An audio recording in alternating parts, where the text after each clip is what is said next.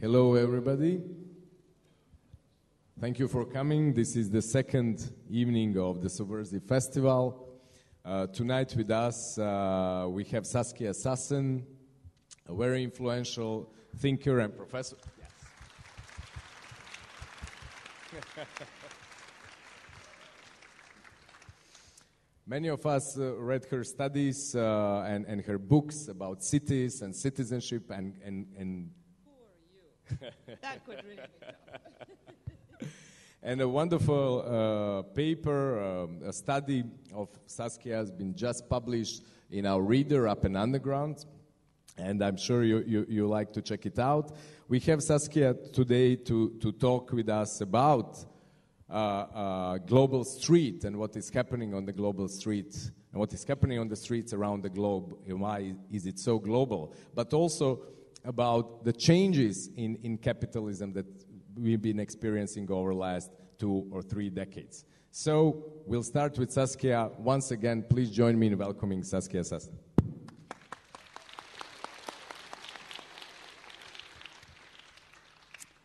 Well, I'm really very glad to be here. I just came from Sarajevo. I arrived in Sarajevo yesterday, and I was part of a new association. I can't remember the name, though, but very nice, for democracy and socialism. I remember the 2 words. And that was really an extraordinary experience for me, also because Sarajevo, I'd never been there. It got very cold. It was incredibly cold. I couldn't sleep. It was so cold. So in my imagination, I couldn't help but deconnect from my body and think about cold and the Sarajevo people and what they must have gone through during that endless siege. So it was quite an experience. Me alone there in that very cold room at night in Sarajevo. It was good.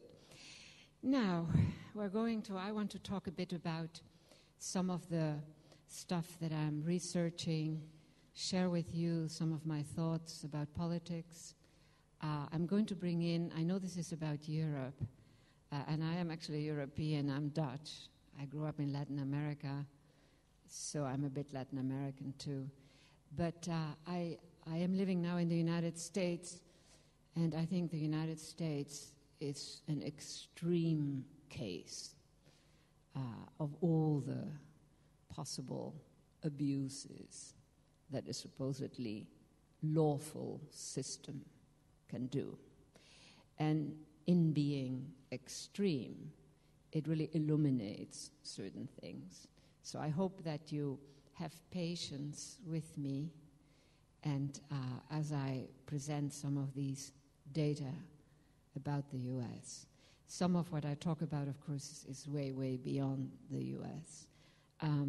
The concept of the global street is for me, I've sort of, as I was struggling with the emergence of what I think of as these very large systematicities. I don't want to say system, but it is something that crawls and that embeds itself in the routines of daily life, in the routines of political systems, in the routines of courts, in the routines of the informal aspect of our daily life. And there are multiple ones. It's not one evil enemy, though finance is pretty close to that, I must say. There is one evil enemy. But a lot of this stuff is actually diffused, distributed. And so the question for me became, what are the spaces where those without power, without access to the formal instruments of power, can actually make a history, make a piece of the political, peace as in pedazo, as in peace, and not peace, but peace. Is that clear, that difference? So it's not about peacefulness, it's about, stuff. And so I came up with this notion of the global street, clearly inspired by Tahrir Square and by the courage of so many other groups that were less successful, perhaps, even though the success of Tahrir Square was also limited, clearly.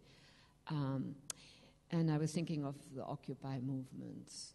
Occupying is hard work. It's very different from demonstrations. You have to make a new territory in a way. And so I began to think, is there a space that is partly a subjective notion, and partly very concrete, very territorial, very grounded, which is not so dominated by formal systems.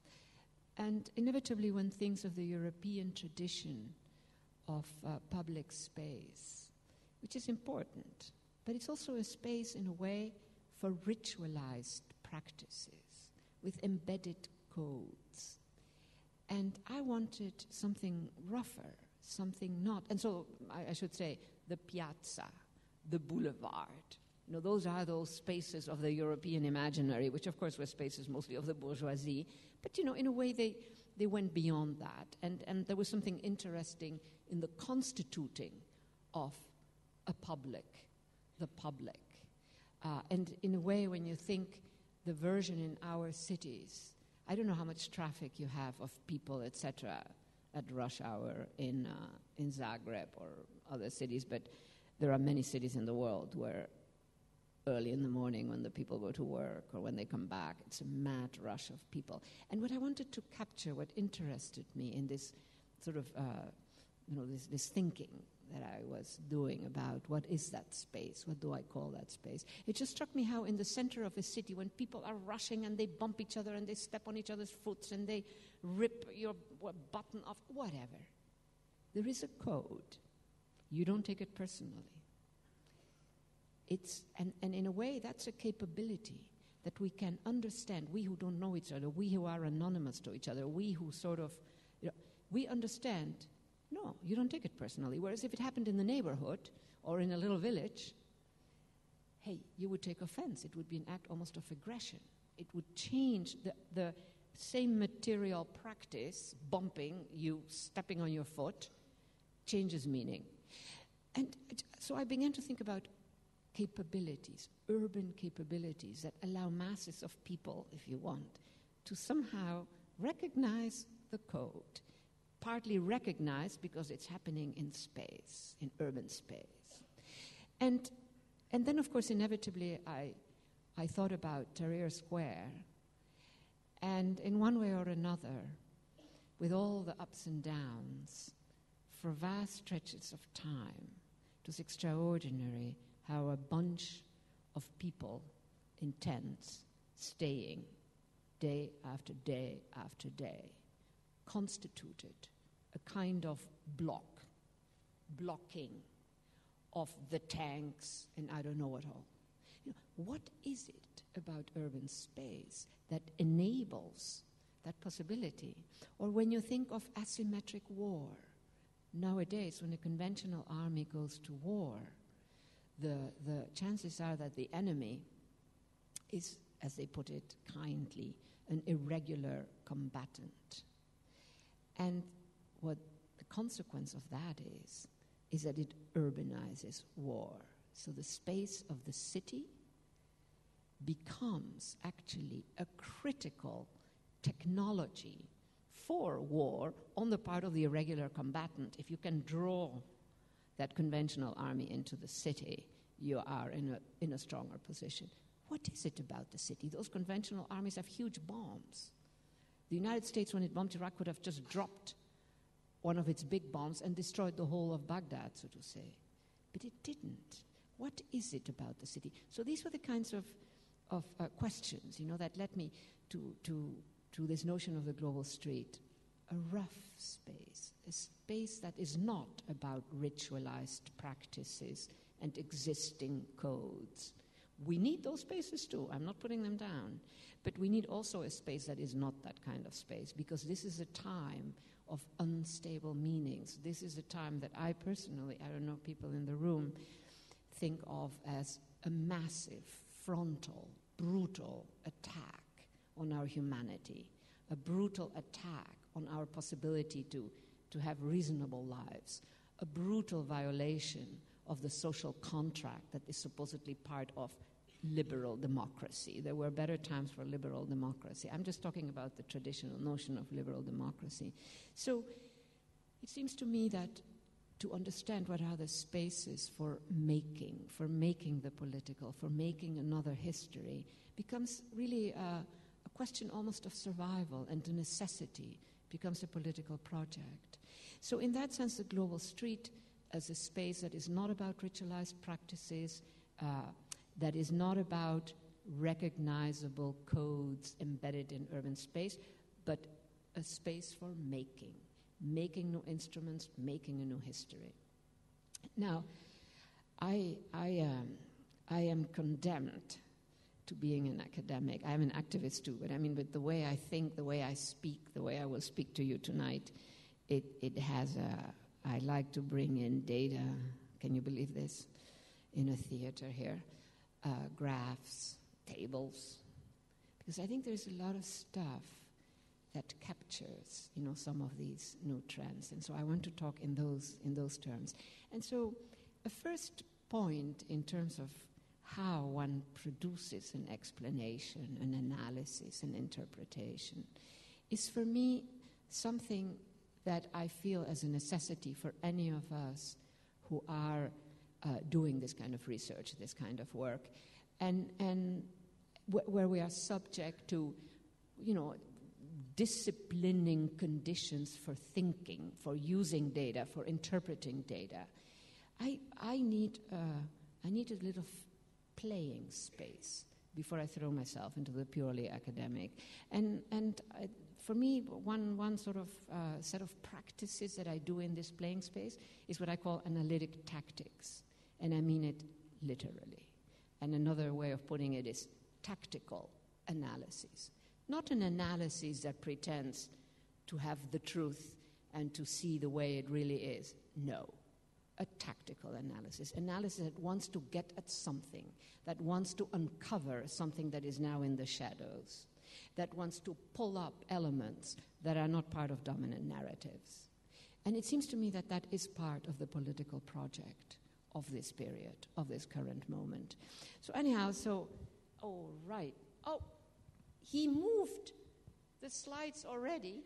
Okay, fine. Yes, because I have to instruct. This is right. No, stay on the other one. This is going to be partly entertainment, I can see that. I'm going to get up to have a bit more, how shall we put it, control over the situation here. So the other thing or one of the first of these analytic tactics is to think of all the basic building blocks, whether of the very powerful or of the medium powerful, of the good, of the bad, as they are made. The making of, as you see there. And if it is made, it can be unmade. And I want to apply this notion of making to very abstract notions like inequality. Inequality is made. It isn't just a consequence of or a function of, as is often said. And justice is made. And injustice is also made. Now, clearly this is an extreme version, but this is an analytic tactics. I'm not aiming to be objective and truthful. I have trouble with those notions anyhow. This is what I mean by analytic tactics. I want to position me vis-a-vis whatever I want to understand in a way that helps me see something, and that entails a provocation. Next slide. And here are three. I don't know that I'm going to get to all of them, but I hope that will shape what I want to tell you about. So the first one is this a need. I think we need to do that, and this is what I think the Occupy movements are doing in a very interesting way, is to destabilize, actively destabilize meanings that have become stable. No meaning is forever stable. But they gain a certain stability. There was when the Soviet Union was the dominant sort of shaping force in many of these regions, there was a kind of stability to what the state meant, what the economy meant, what it meant to have a family, et cetera, et cetera. Same thing with the Keynesian period in the United States. And you can repeat that, of course, for other parts of the world and for other epochs. I'm just mentioning these two because they're still close by. I think the last 30 years have seen, and in some parts of the world it's the last 20 years, have seen a process of active destabilizing of meanings that had become a bit stable. And so in my research and interpretation and theorization practice, I think that's enormously important. I want to actively destabilize meanings, and you will see that I do that as I proceed. Another one that I have here is, right, we deal with a lot of very powerful categories: the economy, global finance, society, poverty, inequality, etc., discrimination, neoliberalism. Now, these are all words, but they're words that are full of content. You know, you say the word discrimination, and it's almost like it's an invitation to stop thinking, because it says so much, especially in a country like the United States, you know, where there is a lot of discrimination and people are continuously talking about it. Same thing with inequality. You know, it just loses the blood that is part of the story of inequality. And so I have come to see that, for me, it really works when confronted by a very powerful explanation, by a master category. You can't throw it out. You can't throw simply out and say, oh, out with it. No, you can't. Because a powerful explanation is a collective production. It comes, you know, you can't just say, oh, I don't like it, like some of my lazy students say, oh, no, I don't want to deal with it. No. You've got to deal with it. So how do I deal with it? I don't throw it out the window, but I ask myself, my first move is always not to surrender, to say, oh, yes, no. It is to ask, what is it hiding precisely because it is so powerful? You understand the difference, right? So it's like, I mean, just to make it clearer, it's the proverbial image of dark street at night, very sharp light, strong circle of light. The stronger that light, the more you see everything that is inside the circle, and the more difficult it is to see what is happening in the shadows around that circle. That's a powerful explanation. It both allows you to see a lot of stuff, but it also blinds you to all kinds of other things. So my zone for research, for interpretation, for theorization is the shadow, the penumbra around powerful explanations. And that means that you're forever engaged with whatever that powerful explanation that probably dominates understanding of what is happening. The final one, and that's, of course, something that has to do with territory. And that is something that certainly this region has extraordinary histories of making territories and of unmaking territories. In my own work, I am in different phases, I obsess about different things. Right now, one of my real sort of obsessions is a question of territory. And that is why the Occupy movements have engaged me, and that is why I want to find a category like the global street. Now, territory is actually a complex event. It is collectively made. Think of national territory or contested, autonomies like Catalonia, or you certainly have histories of that in this whole region. Those territories have embedded complex histories, antagonisms, victories, reivindications. Territory is not land. Territory is not earth. It is not ground. It is not space. It is not terrain. Territory is something that is much more than that. Think of national sovereign territory. I mean, it's an extraordinarily powerful, complex condition. Now, I, for instance, work also on the territory of global finance, which is partly an electronic territory. I think a lot of the territory of global civil society is also a subjectivity that is evoked by the fact of digital technologies, and that possible, even if they're not online. So the question of territory, I'm trying to expand the meaning. Now, in my interpretation of what has happened is that freeing up, liberating the category territory from its sort of historically now ensconced meaning of national sovereign territory, is actually very useful to see other conditions.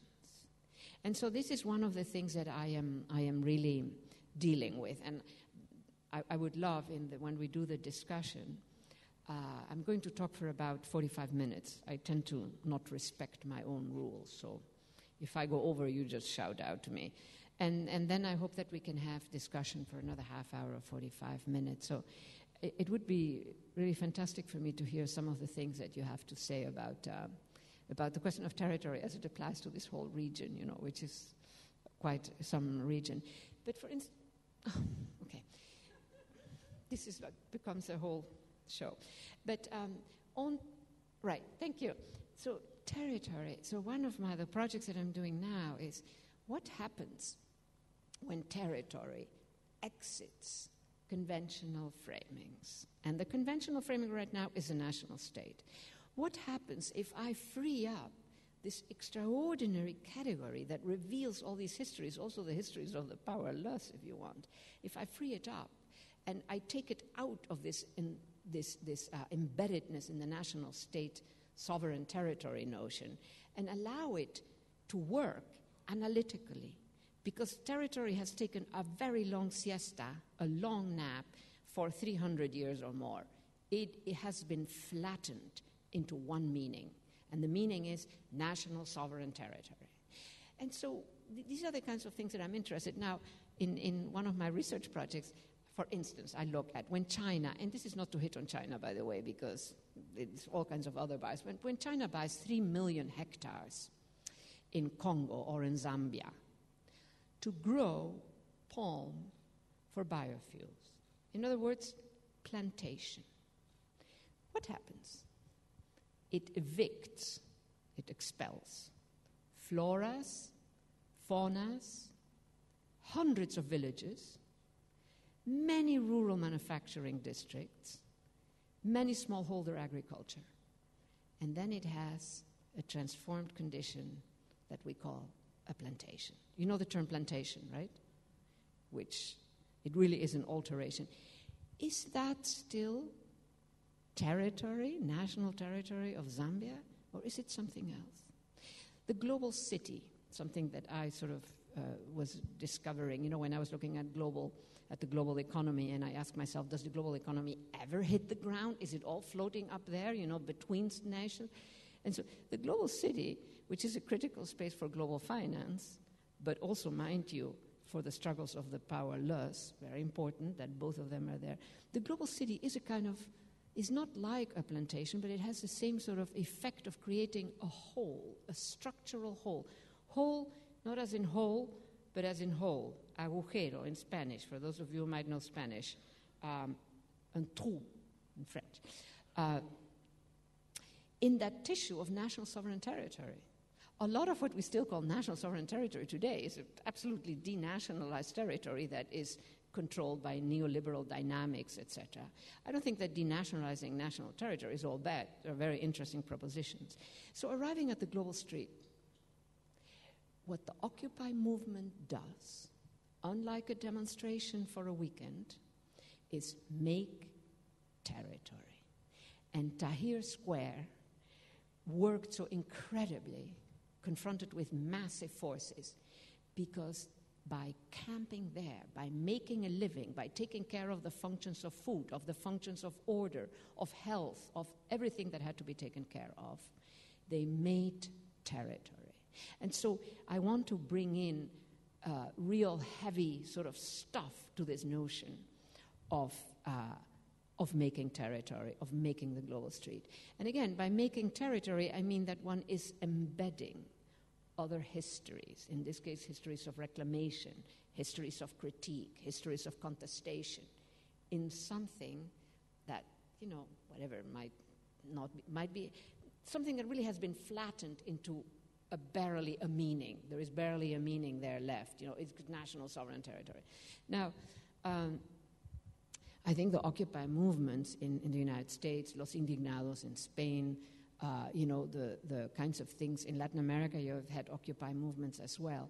These are all extraordinary projects, because besides making territory, they're also making a new version of the social. And the fact that so much of it happens on the street is also extraordinary. So, for instance, as a footnote, in the United States, a lot of the old lefty sort of mindset, which really believes in having a party, in having a program, in having a plan. I don't disagree with that either, but so they have put down this Occupy movement as saying nothing. It leaves without a trace, nothing. I think that's incorrect. I think that the Occupy movement is a very different type of project from the old left project. Mind you, I was old left. I became a communist at 13 when I was growing up in Latin America. So, and then I changed my mind a bit on that one. But recently, Eric Hobsbawm, I'm sure you know him, the historian, many of you, whose work I really admire, and I think he gets it right all the time, etc. But so we were discussing the Occupy movement. I see him a lot in London, and it was just him and me. And he says, yeah, no party. It's like dismissing it. I disagree with that. I disagree with that notion. I think what the Occupy movements are doing is, besides that making of territory, with all that it entails, that also enables them to make parts of the social, a collectivizing of all kinds of things. They're also creating, if you want, a semantic space where a certain set of debates and discussions can happen. In a country like the United States, which is, nobody is on the left there in the formal political system. Even what I call the left, it's like center, right, etc. This has one little outcome, just to illustrate. This semantic space that was made has created the possibility of 70% of your American burgers, I don't mean this, the whatever, your sort of middle class, American middle class, who are polled, polls, as polls when they ask you questions. I don't know whom they poll. I have never been polled in my 20 years of living there. Said, this was in November, beginning of November, said, yeah, there is too much inequality in this country. Yeah, we should tax the millionaires. That is an achievement in the history of polling that starts after World War II in the United States. Never had that happen. Inequality is like a bad word. Taxing is another bad word. So these are little. Now one might say, well, so what does that do? Well, that's a big opening. That is also for me, part of this global street, that it's partly a semantic space where a set of discussions can happen that otherwise don't happen. Now, I want to nail down a couple of things now.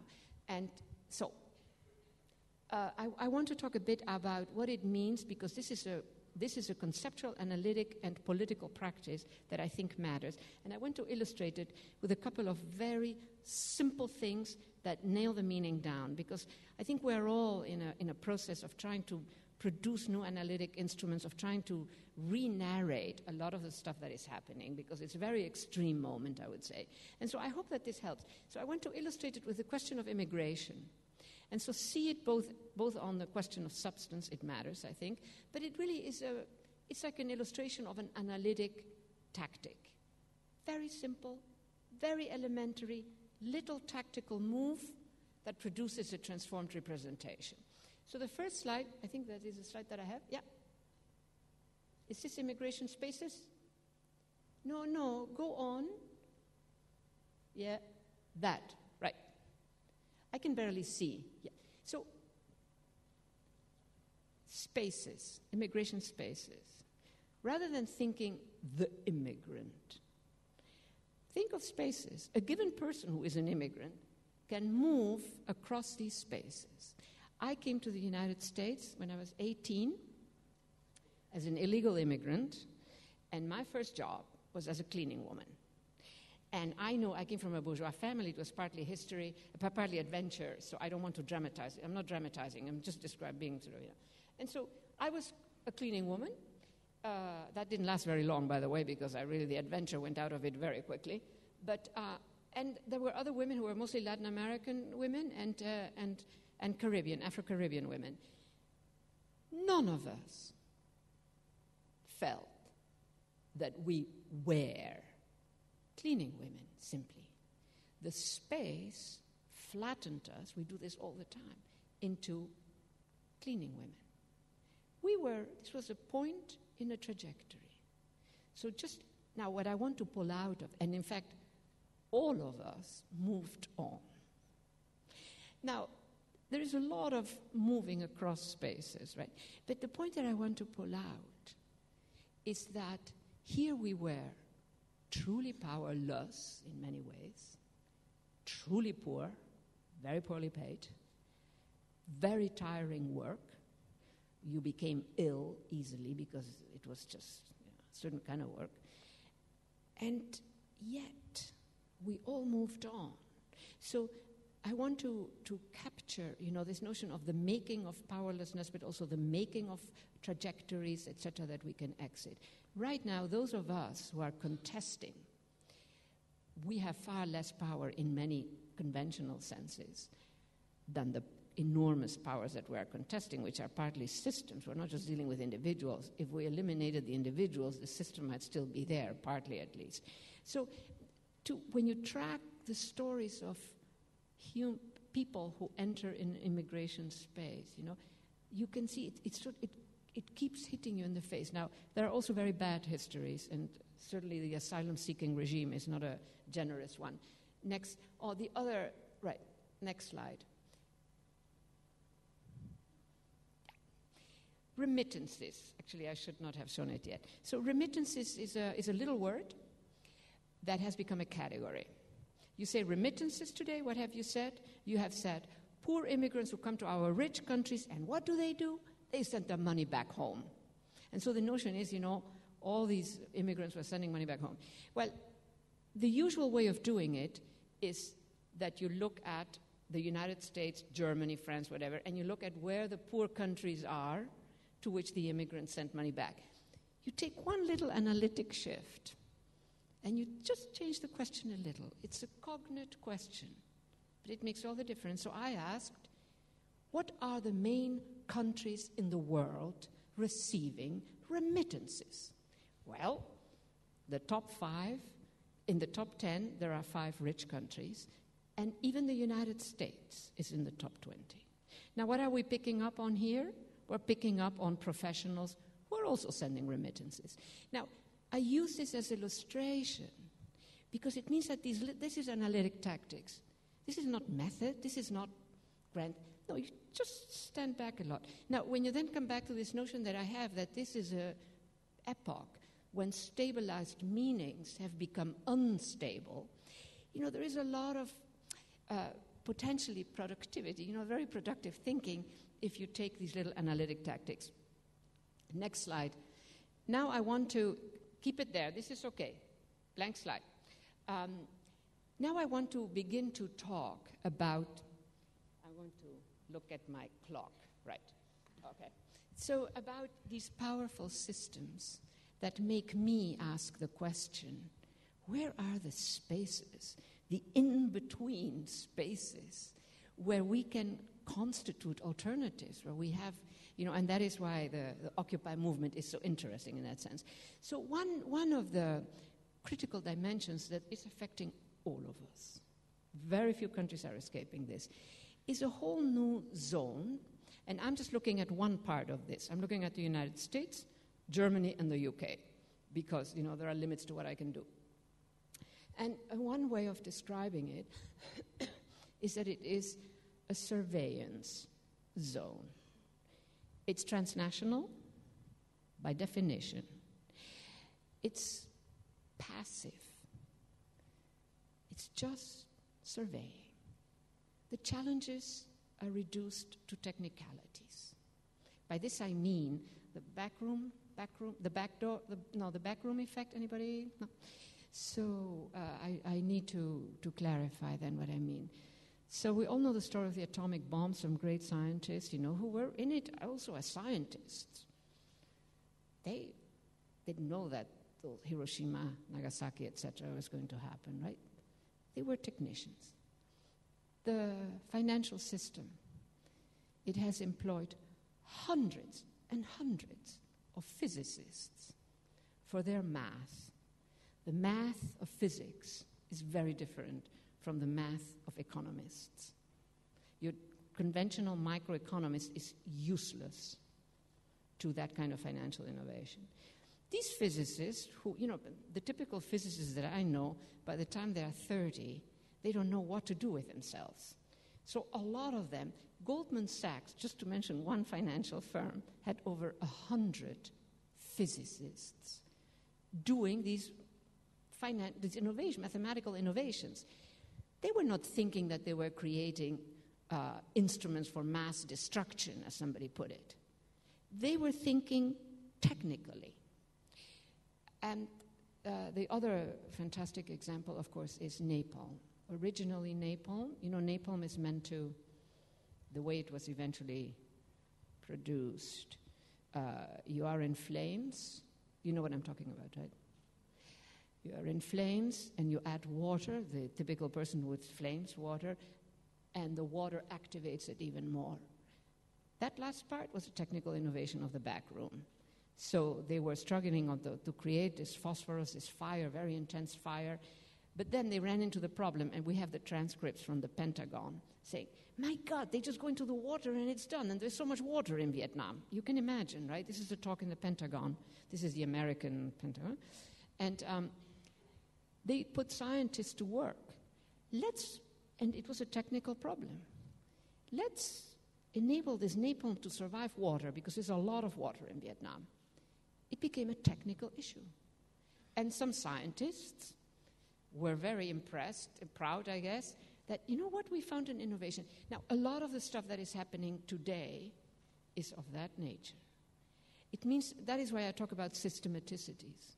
It's like a technical problem. The surveillance space is a technical problem. Now you show that slide. These are some numbers. I'm talking about a surveillance space which in the United States is huge. I'm going to show you some figures about the United States. And so we have almost 1 million people with top security clearance, and many increasing number are private companies. And these private companies hire, as they might say, talent, which means that they can hire other national. It doesn't have to be a citizen. So there's a kind of interesting denationalizing that also happens there. Now, this is a full-time operation, surveillance. Next slide. And here we have, next slide. Can you see this? So these are about 9,000 surveillance stations. They're all over the country. This is what we know. What we don't know is what we don't know, as Rumsfeld might have put it. You understand what I'm saying, right? We know that these exist. We don't know how many more there are.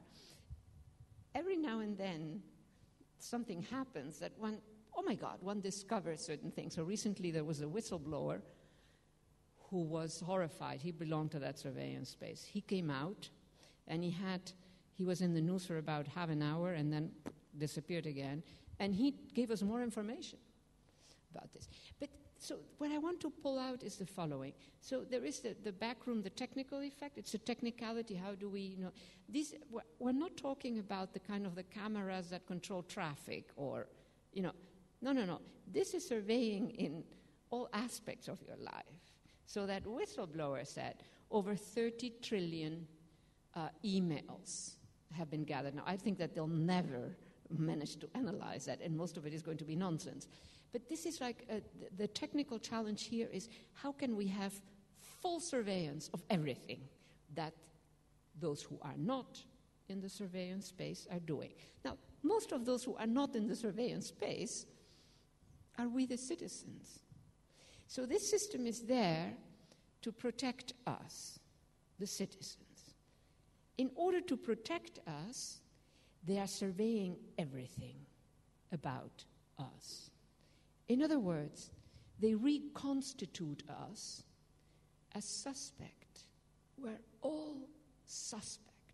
Now, whether you are a citizen, a tourist, hey, if you enter that other zone, So you're either in that space of surveillance, passively, surveying, or you're outside. And so one question that I have, this is another sort of transversal zone that connects us all, really, is that are we who are the surveyed, we who are suspect for our own good, we're all suspect, are we the new colonials? To talk about national citizenship, and it's tough. So again, for me, this is very important to communicate in the United States, where you have so many strange nationalists. So many people are nationalists.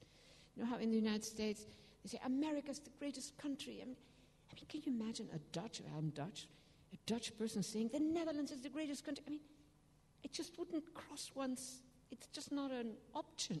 Mentally, you would be blocked from thinking that. Most countries in the world that I know, they don't say that. The Americans are continuously saying, we're the greatest, So one of my projects is to really communicate this kind of stuff. Now, this is a systematicity. It's not just people. We could kill all of the people who are doing it now. The systematicity is still there. The positions, the machines, and this is really a sort of an actant network, machines and people, etc. So again, my question then comes, what are the spaces where we can make something, where we are not simply being the surveyed? And back to that global street, that notion of making territory also, it becomes extremely important. So when the Occupy movement makes territory, it makes territory, which is like a structural hole, in the territory of global finance, which is Wall Street. So you have these multiple, because the territory of Wall Street is not simply national U.S. territory. It's a territory of global finance, if you want. One can say that. Can we move on? And I want to. These are the counter. I think you just moved it right. This is the counter-terrorism. That's an active intervention. Surveillance is this other zone. Can we move on? Now, I want to, yes? Yes, right. So I want to another one of these powerful systematicities that we're living with, the question of inequality. And I want to capture that inequality is made. It's not just a condition. We experience it as a condition, but it is made. And if it is made, it can be unmade. I should make a big footnote. I do not believe we can live in a society that is fully equal, because we have such diversity of elements. So it's a challenge. But do we need this degree of inequality? So for instance, New York City, or all these global cities, they are machines to make wealth. But, it still is a story. So in 1979, that's the census. In other words, it's usually referred to as the 1980 census. The top 1% of earners in New York City received or grabbed, you choose your term, 12% of all the income generated in New York City. And income here means literally work, the work. It's not capital gains. In 2009, the census that was just done, the top 1% took in of earners, in other words, the salary function. They have other sources of wealth. So the top 1% got 44% of all the income generated in New York City. And of course, New York City is enormously unequal. It's very problematic in that sense. So yes, inequality, more inequality, even more inequality, but at some point, we're on the other side of the curve. We're talking about something else. And so one of the interpretations that I make of a lot of, whether it is that space of security, this inequality, or the question of land grabs in the global south, I just alluded to the Chinese case, is the notion that this epoch that we're living is marked by active expulsions from the system. Not social exclusion, that too. Social exclusion, discrimination happens inside the system. This is something else. This is you are expelled. So if I position myself at the edge of the system, that is not the border, not the geographic border, the edge of the system, and I ask, does the system bring in people or move out people? If I look at the Keynesian period, the 40s, the 50s, the 60s, the 70s, in all our sort of Western countries, also Latin America, by the way, the system you saw brought in people, not because it's a nice system, but because it needed, because it's mass consumption, mass production, mass building of suburban housing. So people in, people in, people in. Moreover, because it was mass consumption, so importantly, it meant reasonable wages. So a systematicity that works to produce, a large middle class, etc. Today, I argue, if you stand at that systemic edge, by the way, that systemic edge can be right there in the middle of Wall Street. It's not the border, I repeat. You see that the system expels in many different ways. I talked about the land grabs, China in whatever, the security apparatus that sort of, the surveillance zone that expels us a bit from our historic notion of a citizen, because we're all suspect. The question of inequality. The question of imprisonment. Last year in the United States, 14 million people had an encounter with prisons. A lot of these people, some of the people who are in jail in the United States are honest murderers. They are the real thing. But a lot of them are simply being warehoused. That's an expulsion too. There's no future for these people. So, etc. So this to me is a very significant thing. Now I want to illustrate, next slide, this graph. Just look at the shape. So this is more or less 100 years of economic history of the United States as captured by one measure. So it goes from 1917 till really 2009, because this goes on, it's just cut off here. What does it show?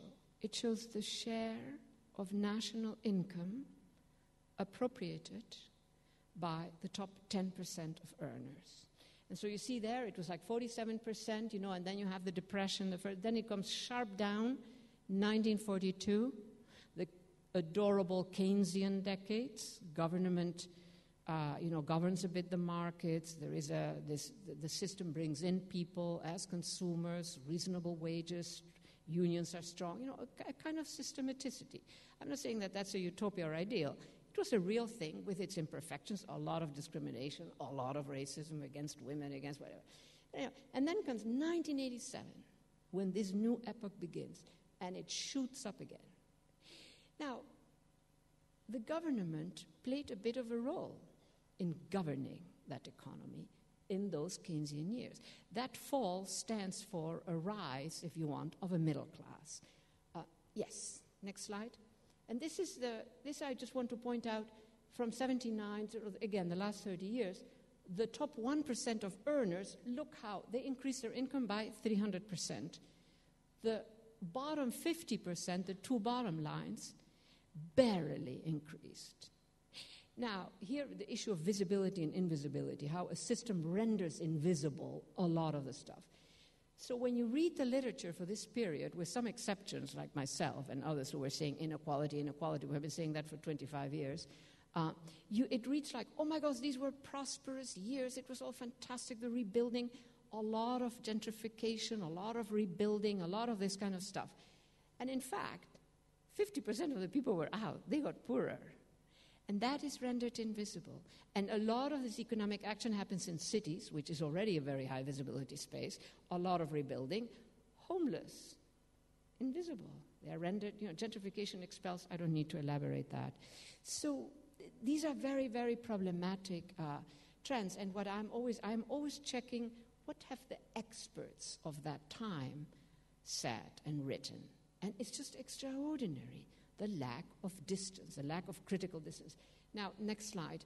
Now, here is very quickly sort of who are the top 1%, who are the, et cetera, et cetera. And just take a glance, because I don't want to dwell on it, but there is an enormous amount of people who have very low income in the U.S. The next one. This is foreclosures. Now, I don't have time, but I have all the tables. I think they are in the text that was published in the report for the conference, the book for the conference, that this is also, of course, happening in Eastern Central Europe and in Europe, but especially in Eastern Central Europe and in certain parts of Asia. But we're talking millions of households. This is a short, brutal history that begins in 2001, takes off incredibly by 2004, 2005, ends by 2007, but the impact continues. It's a certain kind of mortgage, very abusive instrument, that finance. It was a financial project. It was not a project of the state. These subprime mortgages have also served in all our countries, basically, to help people, modest people, get a home. That is a state project. This is something else, what happened. And now we have 30 million people basically out of their homes. Many of them in tent cities. This is the United States. They are invisible. Many in slab cities. This is in the deserts where you have they bring in old buses, old cars, and then they attach big rocks because the winds in the desert always, would take it. I mean, people who are living in tunnels, some of you may have heard this. Now, how was this made? This is made. The very common explanation, which is a lazy explanation, I mean, it's like you don't even try to understand what happened, is the notion that these people who were mostly modest income people, because 70% of the people in the US already have homes, that they were, they were irresponsible. They thought, okay, I can have a house. No, that's not the story. This is a financial story. So, as you know, maybe you don't, but the global GDP in the world, in this epoch there, was $54 trillion. That's a lot of zeros. That's like 9 zeros. The value of financial assets in this time, in the mid-2000s, etc., is 630 trillion. That's more than 14 times global GDP. Those high-level investors, they're not stupid. They thought, my God, this is really getting out of hand. Financial assets, by the way, were mostly immaterial, speculative stuff. You can't have that growth curve without speculation. And so they began to be interested in what they called asset-backed securities. This, by the way, is happening now. The most acute case in Central Eastern Europe is Hungary, where you have over 1 million people, households, which means more people, that have been foreclosed.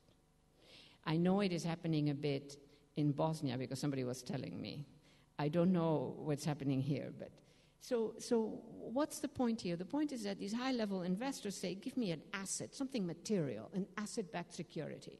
So what this meant for the financial services who were innovating, they had to get 500 contracts in a period of a week to produce a certain kind of instrument. They went to these and said they rammed them down their throats.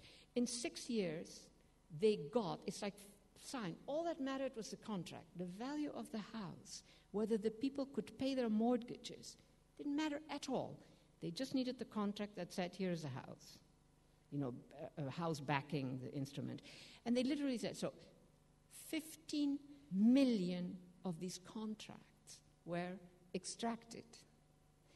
Now, 9 million plus are out of those homes. Again, short, brutal history. And another 6 million, the data just came out, are going to be foreclosed. I am Dutch. The total population of my country is 15 million to 16 million. If I try to make a Pythagorean number out of these millions, because remember, a household can be 1 person, 2, 3, 5, it's more. So we're talking about 30 million people. It would be like evicting the whole of the Netherlands, the whole population of the Netherlands out, and then again, or find another country that has 16 million. These are enormous figures. And the system is such that it succeeds in making that invisible. They're out. They're out in tent cities, they're out in poorer housing, they're out doubling up with family, but they're sort of out. Now, that's an extraordinary systemic capacity to make invisible all the tragedies that it is made. Now, I have to wrap up. So next slide, I think I'm ending with this one. Can people see? Dead cities. This is a Chinese artist. I'm going to end with, there you see it a bit better. Those are all real buildings, by the way, that were built by fancy architects in Shanghai, the 5,000 high-rise buildings in 7 years. And so he got sick of it, and he said, let me, create a bit of a collage here.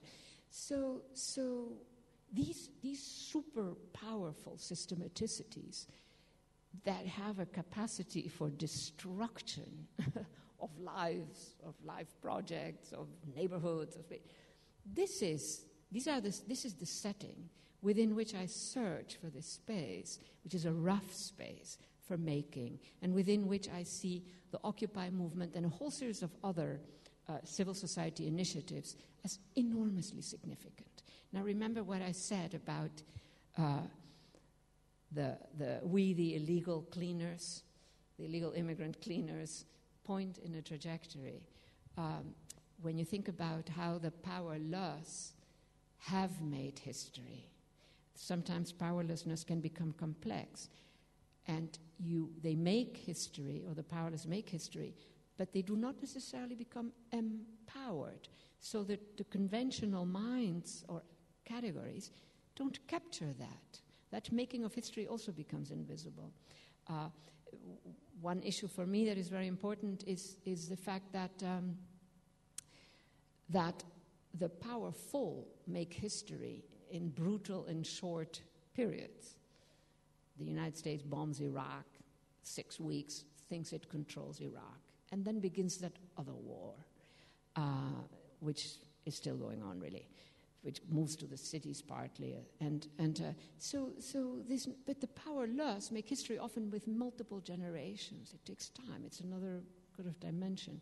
But what I'm interested in then in this setting is the global street as a space for making and as a space for making history, the making of histories.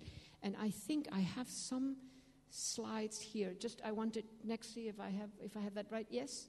Oh, but let's move on from finance. Out, finance is more finance. Yes? Yes.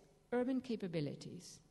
This notion that there is something about the city, unlike a plantation, where this making of histories, making of the political on the part of the powerless, is actually a possibility. And I wanted, do I have my, and here more and more. Yeah, let's go. Yeah. Yeah. Oh my God, where is it? Yes. Yeah. So this is also an image. Now, these people are in reality not all so tall and slender. Huh? It's a distortion. They look beautiful, sort of stylized. But here, this is clearly Tahrir Square. People without arms, just their bodies, just their presence. Tanks, they recode, they unsettle the meaning of tanks. Next slide. It's more of this. Next slide.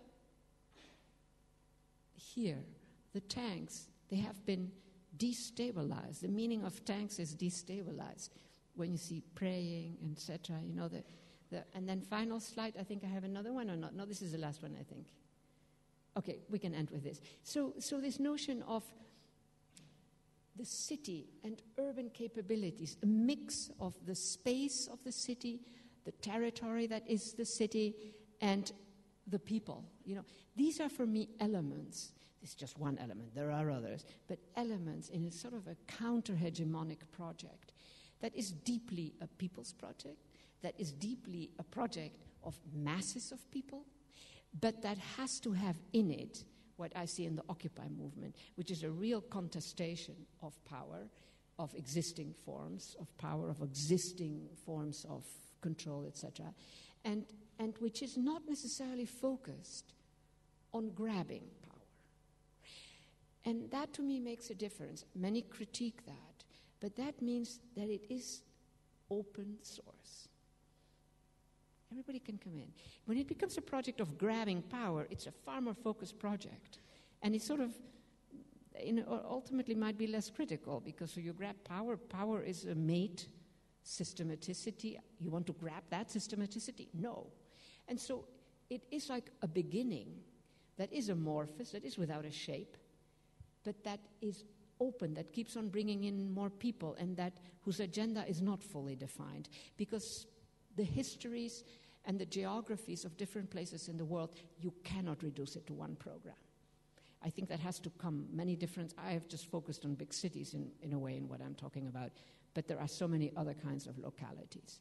So again, that notion of urban capabilities, of global street, and of the spaces and the instruments with which the powerless make histories, and in that making of histories, their powerlessness becomes complex, even though they do not necessarily get empowered. That in-between zone between being powerless and empowered. Empowered is great, but it's rare. And there's a whole zone here in the shadow of both the powerlessness and empowerment that I think is what this Occupy movement and these struggles today, in their amorphousness in a way, what this is about. Thank you very much.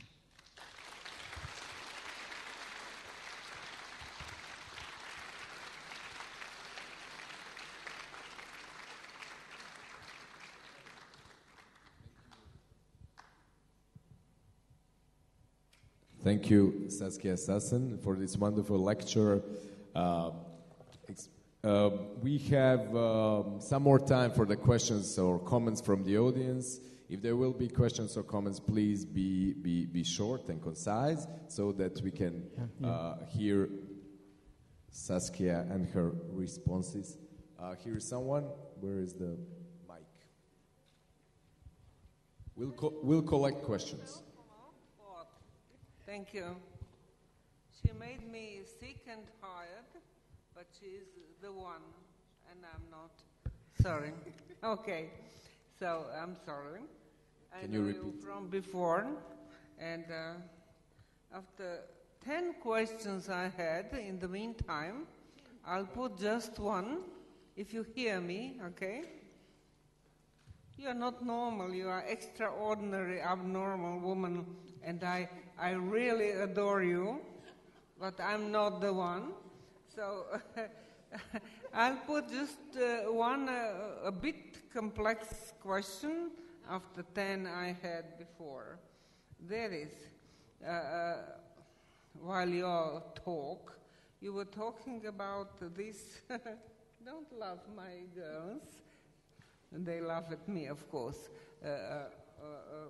You started with the Paleolithic and Mesolithic time when people moved. You know that, of course. And then you came to Neolithic, which means that people stabled, made villages, cities, and so on. But in the modern world, as you mentioned before, the situation is a bit different. People do have their stable cities, settlements, whatever, but still they move in reality by planes, by whatever, and so on. So it is a changed situation in the modern world, which Can you come to the not question? We don't have much time, please. I'm sorry, she spoke long enough, so I can say a few words. I did. I'm sorry. I did. So my question is, how do you explain this difference from, let's say, before Neolithic stable settlements and before them, and now when settlements are really not moving, but people are? What is that in your expression of globalization, as you said? But I couldn't remember everything. Indeed, I'm sorry. We'll collect. Let me speak. Yeah, we have one question, so we'll have some other questions. Okay. So what? Let me ask my question. So explain me, please, what is the difference from then and now when people are settled in their places, but moving virtually or by planes or whatever. And what does it mean for cities, either global, either local, whatever? Very good. Do we have any other question? Any other question or comments? Or maybe, Saskia, you can address this global question. So, well, it's a very big question, and I must say that I usually don't work that way, you know. When a very dear friend of mine, Ed Soja, I don't know if people know him, who is a great geographer, and he then started a project on 10,000 years of urban history. It just, you know, I had a very hard time. But I think I want to make a point about the current situation. And you brought an interesting qualifier, which is so many people move virtually. Huh? I think that I accept that what you say, that they move virtually, but strictly speaking, the big question today is, why don't more people move? Immobility. It's really, you know, immigrants, I mean, everyone talks, immigrants, invasion of immigrants, my God. You know, it's like 300 million people in a population of, you know, 7 billion, 8 billion, difficult to count with all those zeros. So I think that there is something interesting that is happening. The second point, I think that some of the best global activisms are by the immobile. And that virtual, you know, the digital, there is something like the internet. It produces a subjective possibility that these people who are stuck where they are, they can't leave their country because they are too poor, because they have whatever, they are not cosmopolitan. They are obsessed with a local torturer in their jail. They are obsessed with a factory that is polluting their water. Now they know that there is, it's not that they didn't know before that, but now it's sort of a live presence that there are many, many, many, many around the world who are just like me. Huh? I don't mean me, I mean that person who is, you know, non-cosmopolitan. So that produces a very interesting kind of globality, which is a non-cosmopolitan globality, and I think that is a real force. I think cosmopolitan globalities trouble me deeply. Now, not everybody who is a non-cosmopolitan global is so good. I always say financiers are that too. They're not, it doesn't matter how good they have developed their taste in food, they know about this cuisine and that cuisine. What makes them global is a logic, a barracuda logic, profit, power, whatever. They're non-cosmopolitan globals. You know, so you have this whole range of things. So I think that our imaginaries are predicated on some movement. Our life is predicated on the body movement. But it is extraordinary to what extent when we make cities, community, immobility, situated. It's a situated, we make situated histories. We don't make mobile history. You know, so that is what we are. We are that contradiction. But it's that kind of stretching the variable, huh? Not saying just mobile, no. That also makes me say this whole issue of the powerless who make history but do not become empowered, which I think is most of the powerless who make history, don't become empowered. You know, those tensions, those contradictions, we are not smooth beings. We do not make smooth histories. And historians try to smooth out history. I don't want to offend any historians.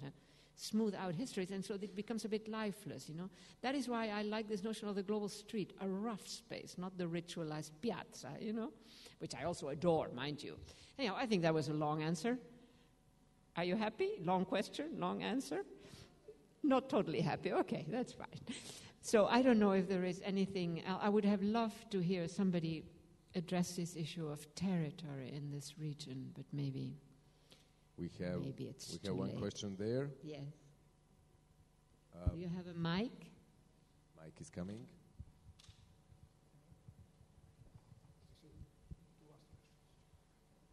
Thank you.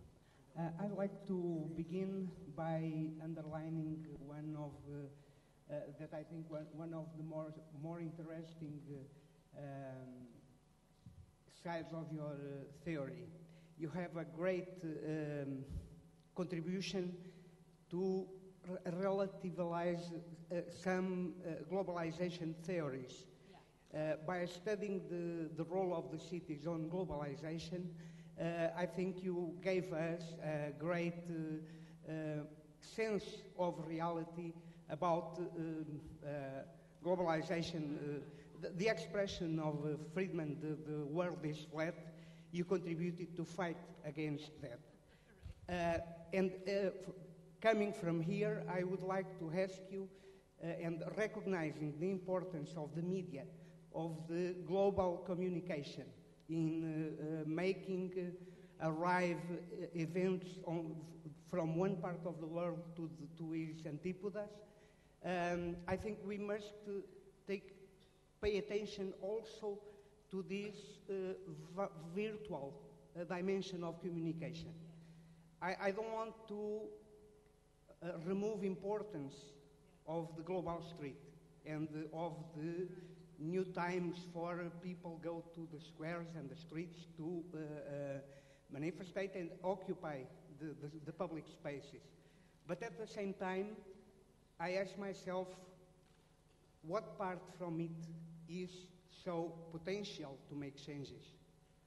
What part from that is not the ephemeral of the news?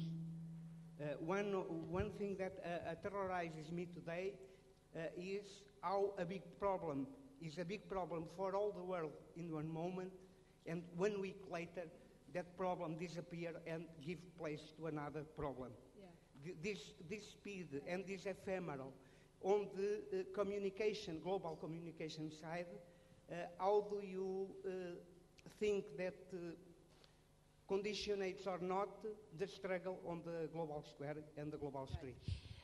Well, I mean, the global street is not only a physical space, actually. I mentioned in passing that the territory of finance also has these physical moments and non-physical. But I want to pick up on what I think is at the heart of the matter. I think that it's not just a question of a space, a physical. I think it is making territory that I'm interested in. And territory is complex. It's not just material. And that is why the Occupy movement makes something. It makes territory. It embeds, like the Wall Street to a very dramatic, or Tahrir Square, to very dramatic instances. It embeds another logic into that terrain that has been totally shaped by the territory of global finance, right? And it makes new types of social capabilities very important. Occupying is such hard work, if anybody has done it, because you have to keep the peace, you have to keep it going hour after hour after hour. The food question, the health question, the political education question. You are making stuff. And the first Occupy movement that I saw was in Puerto Rico 2 years ago, where the students occupied the campus for 6 months and made an alternative economy. They grow their food. They also had a bit of imported milk and all of that, but they actually had some animals producing milk, and so and surrounded by the army for 6 months. And so but the point is that you are making something that is not just confined. It's not on a one-to-one. In that sense, so different from a demonstration. A demonstration is a big blowout event. I think they are very important too. You make and so in the case, say, of the United States, where it was invisible for a long time, it actually gained the respect of all kinds of people because they recognized, wow, that is hard work, and it got cold, and etc. And so there is something. The materiality goes beyond the question of the place, and in that sense, I talk about this making. But finally, I think I can't but help to think that it is a first step in a trajectory. You see, I think that these are trajectories. In the meantime, you're developing the capabilities, you're developing the networks. The media does matter enormously. Narratives circulate. In the United States, we had at one point like over 1,000 little Occupy initiatives. So, it's sort of a mix of both a megaphone effect, like Tahrir Square 2. What happened just some month ago when the military appointed some prime minister that the Tahrir protest, the original, didn't like. 300 went and reoccupied Tahrir Square. Now, I asked myself, I was writing something at that time, and I said, okay, so 300 went, and it became a global media event. The megaphone effect was enormous. If they would have sent 2 million tweets, that effect would not have happened. So, but, that effect, that little 300 occupying, that is part of a very complex, that is why I keep saying they're making territory, and that's a complex operation. It is not just, sitting in. It's not a sit-in. It's something else that has happened. And of course, there was a whole drama around a romance with it, so that is also why the media came. But it's interesting to see when do the networks, the social media as they are called, have the most powerful effect, and when does something else? I think we need both. We know that, in the United States, there was this simplification that just drove me crazy when they called Tahrir Square the Facebook revolution. Come on, oh my God. The best instruments, the material communication systems were the mosques and and Al Jazeera played a bigger role than Facebook. But at some point, Facebook comes into the picture and does alter the algorithm, you see, and then it matters. So it is to me that, and what I'm really interested in is with people, immobile people who have an obsession, with something, who are not on email, who do not speak English, and nonetheless, they have an imaginary that is very much shaped by the fact of these global media. And something has changed, in that sense that they feel, my God, I'm not alone. All around the world, there are others like me. And it's not about communication. That to me also matters, because we have also flattened these media into something that is communication. Hell no, it's not only communication. Communication is a very particular kind of thing.